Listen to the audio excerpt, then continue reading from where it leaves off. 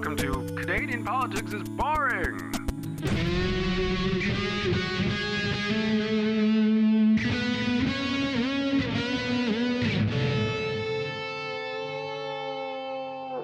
Hi, Jesse. How's the election going for you? Great. I've got something funny to show you. Great. Okay. So, First off, welcome to Canadian Politics is Boring. election coverage. Bum, bum, bum, bum, bum, bum, bum, bum, bum, bum, bum, bum. Election. Cool. So, like, can you put some music to that? No, it was perfect just the way it was. I'm Jesse. I'm Reese. Hi. Reese loves just jumping right in. Because it's just, We do get new listeners who, like, oftentimes they'll just listen to the first one on the page, and then, like, if we don't say who we are or kind of what we're doing, they'll just like, oh, it's just two guys fucking around, farting into the microphone, doing nothing. Literally 90% of all podcasts. I mean, it really is. Yeah. So that's so we'll just blend in. So the election we called, and this is a bit of a roller coaster one. So Justin Trudeau, I haven't been paying Justin attention. Trudeau called the election with a huge poll lead, and then What does that mean? So he was ahead in the polls by loads Before he called the election? before he called the election. So How does he? Okay, well, because they do polling. oh, They just ask, randomly, like, hey, if we had an election, who would you vote for? Like, yeah, that they call 1,000 people and they go, oh, good news. So he was doing really well. And then they called the election. Yeah. And now suddenly it's evened out between him and the Conservatives. And also the NDP have seen a huge surge in support. So they've... The NDP are working so fucking hard. It's crazy. It's crazy. So it looks like it's way more competitive and the easy majority. And also I think a lot of them calling the election was because we did a great job during the pandemic. So vote for us. But I think a lot of people, and this is an example I was chatting about the other day. So after World War II, 2 months after they declared peace, Winston Churchill had an election and he lost it massively. Wow. Because although he'd been a hero during the war, there was so much, the country had been torn to pieces and looked very differently from what it did at the beginning. And they voted for the Labour government because they were talking about building homes and having a national health service. And so basically, the appetite of the voting public was very different from, he thought, this will be easy. They're going to say, thank you, Winston. I had a thought just as you're saying this about this, and I'm wondering if there's some truth to this. I'm curious if there's any psychologists or sociologists in the audience, if you want to write to us about your thoughts on this. What if, because something similar happened just now in the Nova Scotia provincial election. We need to talk about this Nova Scotia election. The Nova Scotia provincial election, just to bring it up, the Liberal government was doing a really, really good job of just listening to Dr. Strang, which is so stupid. It's so stupid that we are praising our government for listening to medical science and and relaying science from a doctor. That's what we're praising our fucking government for. And you know why we're praising it is because there's so many other provinces and so many other states who don't, and countries, and we're like, oh, thank God, our province is listening to science, and that's it. We're like, good job, Liberals. Well, when they started doing the reopening plan, everyone was like, Nova Scotia's being too conservative. How come everybody else gets to open up? Meanwhile, everyone's getting the Delta variant. Right, yeah. We're not, because Nova Scotia, during the entire pandemic, I don't know, I mean, if our listeners probably already know this, but during the entire pandemic, including now, Nova Scotia was one of a small handful. I'm thinking like around 3 to 5 places on the entire planet that was safe the entire time. And the way it worked was like, it was just every single time we'd get a surge and we would get waves. We've had 3 waves so far, right? 3 waves. And every single wave, Dr. Strang, I don't know what you'd call him, is the province's doctor. Our one true leader. Right, yeah. Dr. Strang would be like, this is a social virus. It needs people to spread. Shut down the bars, shut down the restaurants, close the borders, everyone stay home for the next month. And we just did it. The third wave we crushed immediately. It was amazing. Yeah. So this happened 3 times. Three times our numbers spiked and everyone's like, oh my God, it's out of control. What are we doing? And everyone freaked out. And then Dr. Strang's like, this is what we do. We're shutting everything down. Stay home. And we amazingly, Nova Scotia did. Like so much of Nova Scotia did. Yeah, you'd have just dissenters. Is that the word? Yeah, people who dissent. Yeah, and then people like, but like they were rare. And most of the province just did what they were told and the numbers went down.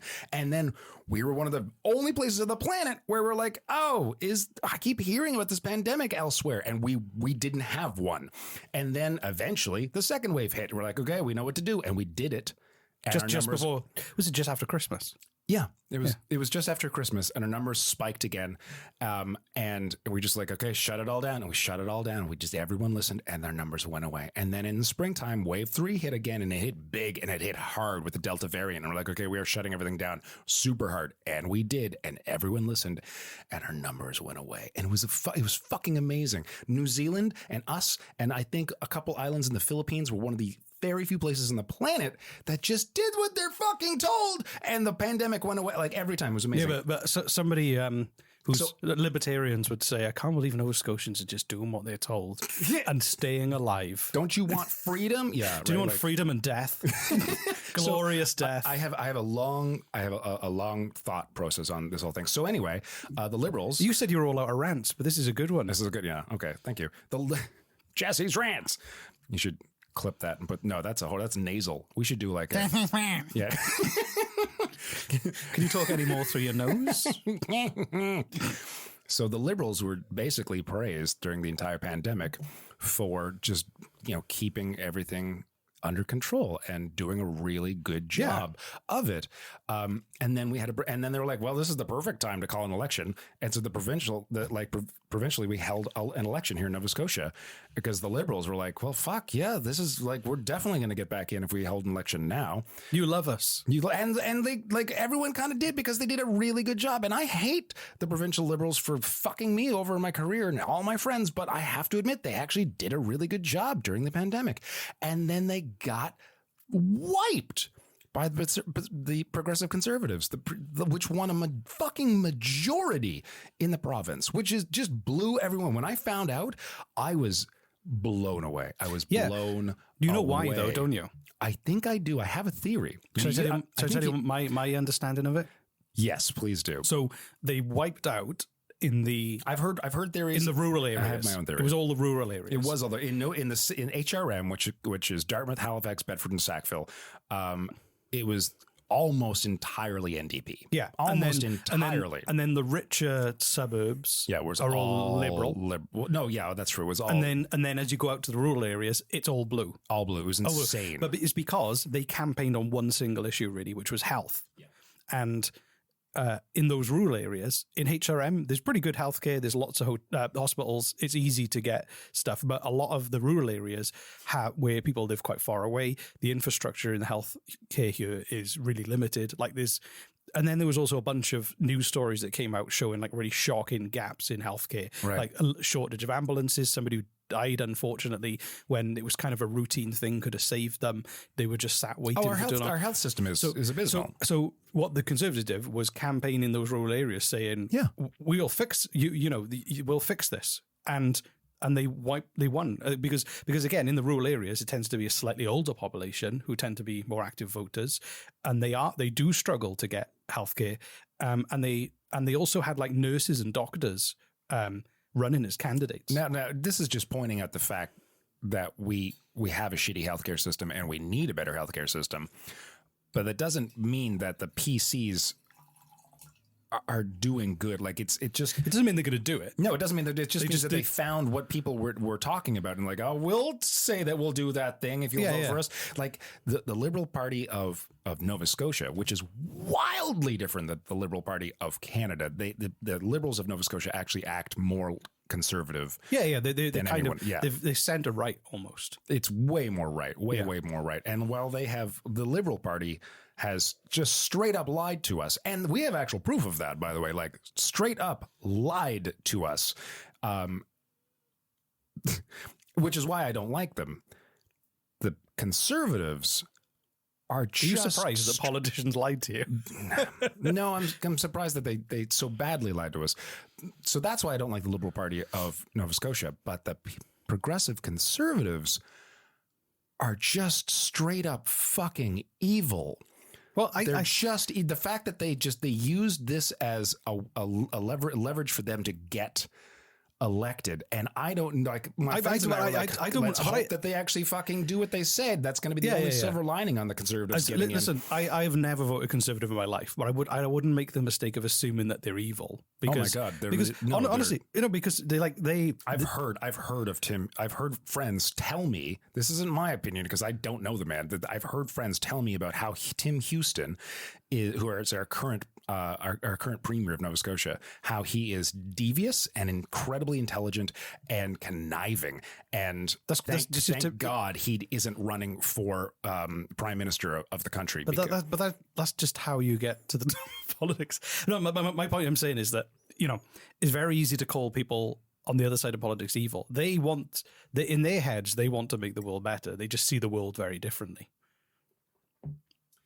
So did Hitler. But this isn't Hitler. This is Tim Houston, who's an accountant from Pictou County. Right, who recently said that abolishing rent control, which he did, by the way, in Nova Scotia, is going to lead to greater health, is going to lead to more housing and more affordable housing in our current housing crisis in Nova Scotia, where every single other province is against removing rent control. Yeah, and they seem to be doing way, way better than us. So like, oh, Tim, you seem to know something that no other fucking economist knows in the entire country, yet you won't share it with us.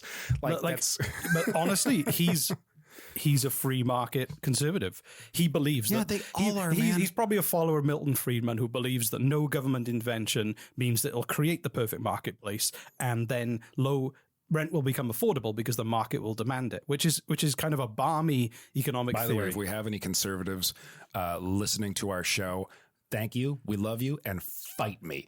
No, but my point is that he thinks that's going to fix things using the free market.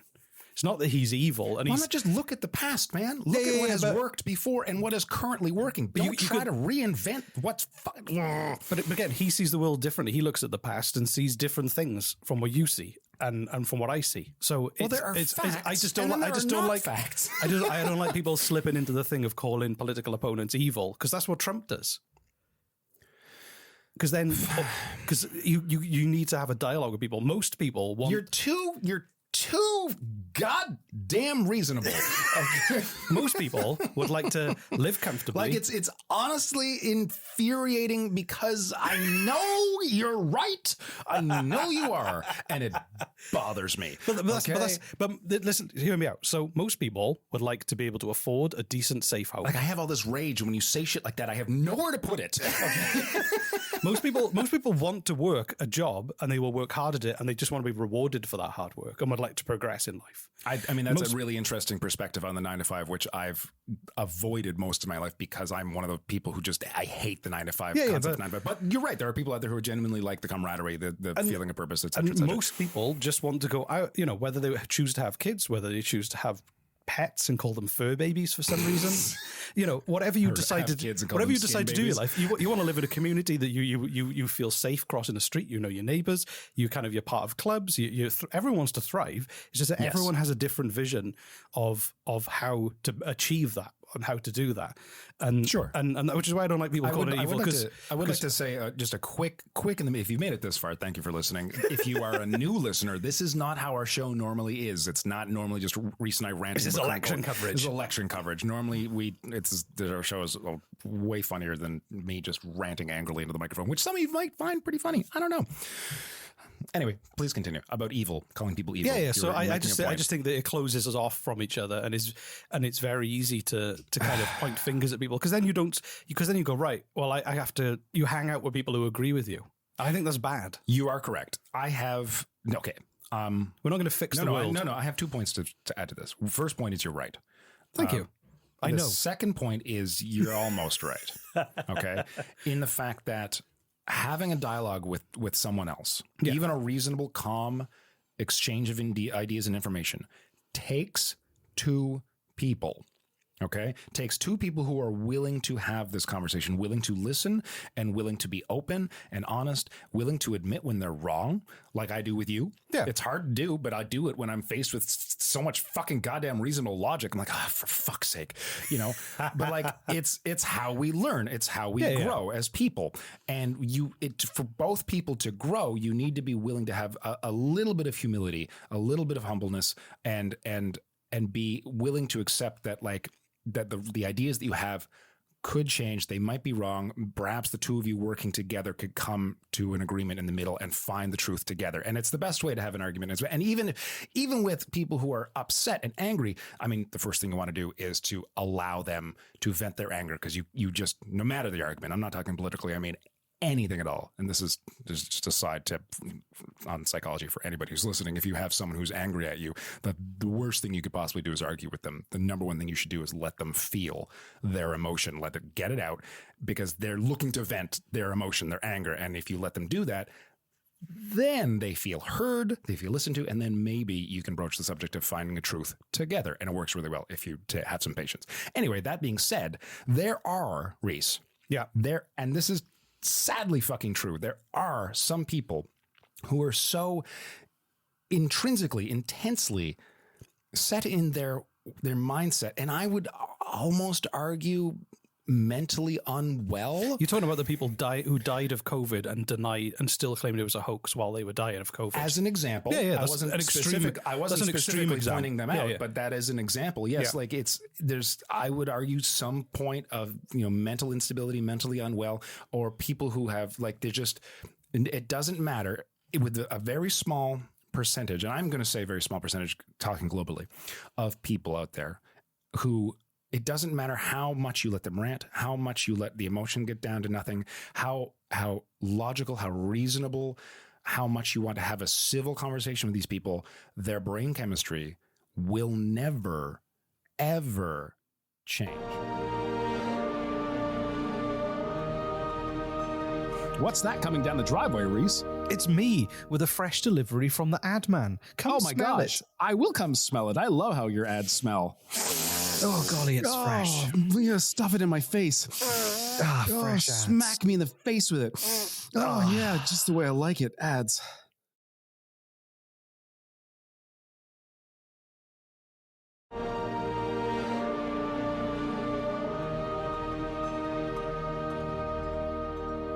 I'm of the belief that some of these people, I live in an echo chamber. Okay. And that echo chamber allows for megalomania to happen. And when megalomania happens, they want to get more and more power. And these people, not all of them, but a select few, rise up the ladders to become some of the politicians that we know today. To the point where if you were to try to have a civil conversation and perhaps change someone's mind, or even have your mind changed with a politician, some of these politicians are of that mindset that they're just, no matter what you do, they're 100% convinced, and nothing you say, nothing you do will allow for a constructive conversation where both parties, or even just one party, could learn something new. And I'm of the belief that some people in the conservative parties, some people in the States that rhyme with dump, are of this mindset. Or flump. But honestly, you said it in your explanation. There's a minority, and the good thing about that minority has risen to power is the problem. Because that's the problem. If they didn't rise to power, this would not be a problem. But you know why? Because there's been a pandemic. Lots of people have been afraid, stuck at home, lost their jobs, been put into uncertainty. When people are afraid, they look for someone who claims they have all the answers. Oh yeah, you're right. So I fucking hate saying that. Can you just? You get people who are drawn to these people. Like, oh my God, I think I have some good points. You do have good points. You do have good points. I'm just kind of. I'm not saying you're completely wrong or anything like that. I'm just telling you my perspective. I'm just throwing my perspective backwards. Fine, I guess that's allowed. Go ahead. But it is that thing where you just You're right. By the way, people don't want to have when people are scared, they don't want to have a conversation. They want to find a leader who has all the answers. I 100% agree with you on that. If you start going to, and also there's like social media is designed to be addictive. It's the way that you interact with Instagram or LinkedIn or Facebook or whatever it is, the platform you use. It's designed to keep you on there for as long as possible. It's true. They make more money. I try to use it as little as possible. So they do that, and the algorithm feeds you more things that keeps you. So if in you're an echo chamber, yeah, exactly. So exactly. you know, so when you've been stuck at home and you've got this little my mother, screen. God love her. Hi, Mom, if you're listening, which you probably are. She told me that her Facebook is just delightful all the time, and because she looks at delightful things, right? And so I'm like, oh, that sounds wonderful, because like my Twitter feed and my Facebook feed before I eradicated them, which there's something called Facebook Feed Eradicator, which is wonderful, and I highly recommend you download it for your browser. It was just like horrible shit all the time. Exactly. It was like, this is really depressing. And my mom's like, I don't get it. My Facebook is delightful. During the lockdown, you found that the new age crowd who believe in like healing with crystals has allied with the far right crowd, and they've kind of become slightly melded. What? Because how the fuck did that happen? Because they don't like vaccines. They don't like Western medicine. Wow, right. So they found a common purpose Of and course. become. A lot of these new age health influencers have been recruiting their crowd to more of a far right angle, even though they might not be racist. On just on a side note about vaccines, I watched a New York Times mini documentary on YouTube, it was new. If you guys go to YouTube, it should be one of their newer videos by the time this podcast is put out. And it was about anti-vaxxers who were getting sick. And in certain parts of the States, and they went and they interviewed them. And this one guy was on a ventilator in the hospital, and he was in his mid 40s, I think. And he's like, yeah, well, both of my parents got the vaccine and they both had COVID, which happens. It's called a breakthrough infection. And it's like the vaccine is not supposed to be a cure. It's supposed to be this incredible defense. Yeah. But shit can still get through depending on your own body's immune system and immune defense, as well as a number of factors. Anyway, as far as I know, his parents were still alive. And at the end of they were interviewing him, and he's like, yeah, no, if I had the choice I still wouldn't take the vaccine, because like freedom is important to me. And like, he still didn't believe the vaccine was hell. And meanwhile, like, he's on a ventilator. And then at the end of the documentary, a text came up on the screen saying he died a week later. And I'm like, oh my God. Like, it was just, anyway, he died doing what he loved. He was free. Yeah. Like really. Anyway, sorry. It's so sad though, because this is a long rant. Yeah, but this is our episode about the Nova Scotia election. Okay. So I do how does this apply to the rest of Canada? Okay. So I had a point to bring up at the very beginning of this podcast, which is what the fuck happened. When I found out that the Progressive Conservatives of Nova Scotia first got elected, I was shocked. I was surprised. And then I was really upset and angry.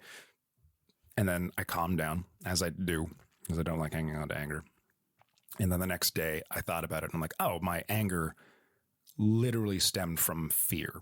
Yeah. I am afraid of what these people are going to do to us. I am. I like phase 5 is coming out in Nova Scotia, which basically is like, no masks if you don't want them. That's fine. You know, like no social distancing. We're going to literally pretend the pandemic is over now. And as one of the very few places on the planet, we can actually kind of do that, which is nuts. But that's a different story altogether. I'm quite scared what the PC government is going to do in this province, because anyway, that's a different story altogether. That's a personal opinion of mine. Anyway, the point we were trying to talk about is why that happened. Because the Liberal government did such a good job during the 3 phases, the 3 waves of the pandemic in Nova Scotia. Why were they crushed in this election? And I mean crushed. I mean, hardly anyone voted for them. People, like the majority of the government, the majority of the population voted for the PCs, and the rest voted for NDP. Hardly anybody voted Liberal. But also, it was big. Voter turnout was the lowest ever. Was it really? So it wasn't that I heard it was a little higher in 2017. And that was it. And then the rest of the time, so it was the second lowest in 50 years or something. Yeah, like that. So it wasn't that everyone changed to vote for the Conservatives. It's just that nobody turned out to vote for the Liberals. Well, okay, so that changes my theory a little bit. But let me tell you my theory, because you said the same thing happened after World War II. Yeah, with Churchill. Yeah, right. And this happened here, and it surprised everybody. Right. The voter turnout does change my theory, but here was my theory as to why the people who did vote dramatically changed. Who everyone was expecting to get voted back in. And it's just a theory. And as I asked at the beginning of this episode, if there are any psychologists or sociologists out there who want to chime in, please email us at canadianpoliticsisboring@gmail.com and let us know your thoughts. And if it's not too sweary or too racist, we might read it on the air. My thought is and there's probably a term for this. We don't want to be reminded of, we associate negative emotions with the people who were involved with it, even if that person being involved with it was helping us to get out of that negative situation. Yeah. Okay. So like if you had cancer and you had a doctor, an oncologist who was working with you for 2 years to get rid of this cancer, and they were doing a great job, right? And then finally you did it. You beat the cancer and you're great, you know, and it's like a month later and you get a call from this oncologist who's like, hey, do you want to go for coffee? You're probably like, no, sorry, buddy. You were great. But like, I kind of don't want to think about you anymore, because when I think about you, I think about cancer. That's a good theory. And so like, and like, even though the Liberals were doing such a good job at just keeping things under control, the fact that we beat 3 waves and we're to a point now where we're almost out of, like, we just don't have to think about the pandemic anymore. Rehiring the people who got us through it, maybe it's like it's too close to home. And we're like, does that make sense? It does. I think the other thing as well is that a lot, you know, the government, like Churchill, like if I vote for Churchill, if I was having Churchill as like, then I'd have to think about World War fucking II all the goddamn time. Yeah. You know, like, and now he's going on about everything he did in World War II again. Right. Yeah. Anyway, that's my theory. Like, also, it's just like a knee jerk reaction of anyone but you, please. You did a great job, but anyone but you. The other thing as well is that, you know, the government had to spend a lot of money to keep things normal and afloat. And if you're, if you're the kind of person who believes in like, you know, austerity and keeping the government spending low, even if you're a swing voter, you might go, well, they got us through it and they spent a shit ton of money. And maybe what we need to do now is vote for a party that we know will reduce government spending, because I worry about national debt. Personally, that's not something I worry about, but I know a lot of people bring it up quite a lot. Well, you know, I just had a thought right now.